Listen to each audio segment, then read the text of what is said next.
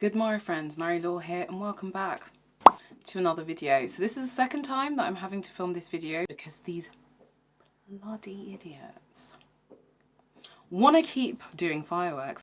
Okay.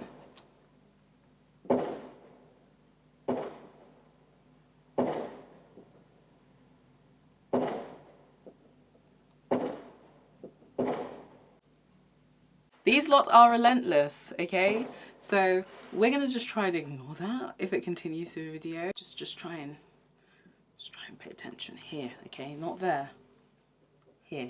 Today I want to talk to you guys about red flags, okay? Red flags in dating. Caveat, I am not a relationship coach, okay? I'm not a dating expert, and I do not claim to be those things, okay? I am just talking from my personal experience because I've been in this game. I've been in the game for a long time. And with these red flags as well, right? This isn't me saying that, as soon as you see this, run away and never come back. No, that's not what I'm saying, right? What I'm saying is if you notice this, just calmly address it. I think it's important to always give people an opportunity to do better, especially if they aren't aware that they were doing badly before, okay? Badly, like they just weren't doing it before, you know? They just you know what I'm saying. If they are not willing to accept it, then you need to think about moving on. Do you know what I mean? Because it's long for you. If you don't, it's actually long for you.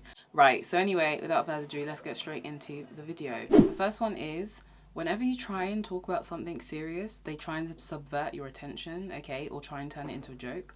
If you are with someone, you want a future with them, you want to be able to plan a life with them, there's some serious conversations you're going to have, and there's some serious life-altering, life-changing decisions that you will need to make together. So someone who cannot, oh my gosh, these fireworks!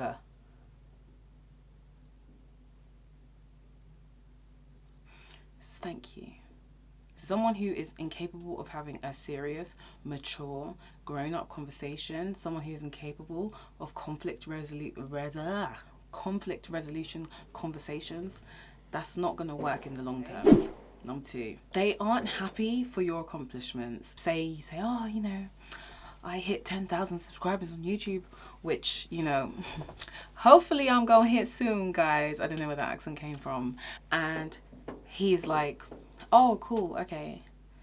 Just like really low energy, very disinterested. That's usually a sign that he is either not interested, he's not trying to support you, or he is jealous of you. There's a vibe, and I'm just like, if someone you're with or someone you're close to does anything but cheer you on in the things that are important to you and the things that will benefit you, the things that are helping you to grow, get towards your goals, then I don't know if you want to be with that person long term. I'm going to be real with you, okay?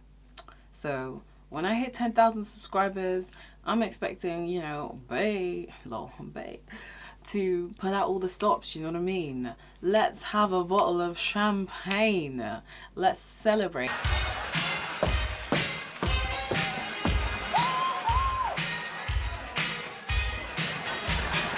And then obviously when they accomplish things, we celebrate, because the point is you're a team, okay? There shouldn't be this like competition. So the next one is someone who does not want to commit. And this is specifically if you're the kind of person who wants to commit. If I had a penny for every time I have fallen for this one in the past, I would have about 10p. What do I mean when I say someone who doesn't want to commit? When they talk about the future, they don't include any indication of you being in it, okay? Okay, like they are solo dolo, like single pringle, bruv. When you talk about where you think things are going, and they always try and just make it casual, right? They're always just like, well, you know, let's just go with the flow. They're just really vague. Oh, let's just see what happened. So, what are we? I like to think we're human beings. We could be aliens. I'm a fucking unicorn. You like deep talks after sex or what? No, silly, like, what is this? This is life. Ball is life. Oh my god, no, like, you and me. You and me? are children of God. Glory be to God. Amen. Ain't nobody got time for that. Do you know what I mean? No one has time for that. Especially not now. Do you know what I mean? The world might end soon. I want to know that you're going to be with me. A depressing thought. You know what I mean? Man's not got that sort of time. Obviously, everyone goes at different paces, right? Maybe someone only needs to get to know you for like 3 weeks. Maybe someone needs 3 months. At least when you feel like you know that you would want to commit to that person, you should try and have that conversation.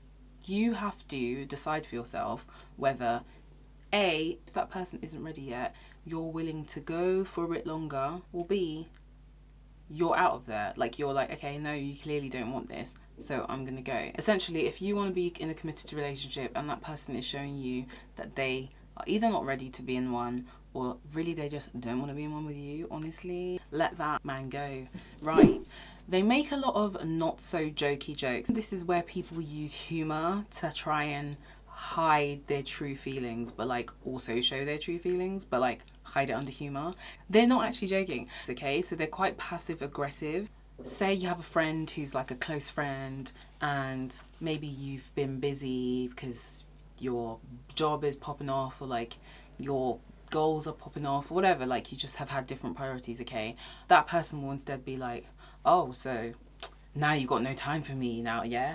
Oh, so you and Thingy spend loads of time together, or you've been hanging around with that person lots. Instead of for them to just come and say, hey, I miss you, let's hang out. If you have someone who constantly does that, like, it's so unhealthy to try and like passive aggressive your way into letting someone know something's a problem. So if you're with someone who does that, be like, okay, is this what the problem is? Maybe you're right, I haven't had enough time, let's spend time together. Or I would appreciate if though next time you could just tell me directly that this is how you feel about things, so that I know what to do about it, because this all indirect. Like, you know when people like, you know when people are mad with you, yeah?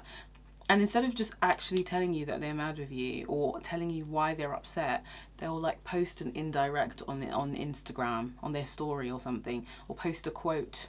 And I'm just like, bruv, this isn't solving anything. Sometimes you just have to sit down and have an uncomfortable conversation in order to get to the light through that tunnel of darkness, okay? Deep? No, that wasn't deep at all. But, okay, another one is they are inconsistent. Their actions do not match their words. I don't want to generalize it, but I do feel sometimes that like us women can tend to hold on to people's words a lot. Like, he said that he loves me. He said that he would, but does he actually act like he loves you? Okay? Because if the two are not consistent, you've probably got to go for the one that says no. It's not enough to say that you care about someone without doing the actions that would show that you care. And to be honest, if someone's actions do not match their words or what they claim to feel, it can just end up messing your head, okay? Messing with you. Just, you know, this is how some people go, you know. You need to be someone who means what they say and says what they mean, okay? I hope that was helpful. And if you liked that video, make sure to like the video. If you got to the end of this video, guys, then please drop the red flag emoji. Let them know, I don't know who they are, but just let them know that you will not be taking and tolerating these red flags any longer. I hope you guys have a great week, and I'll catch you soon for another video. Take care. Bye.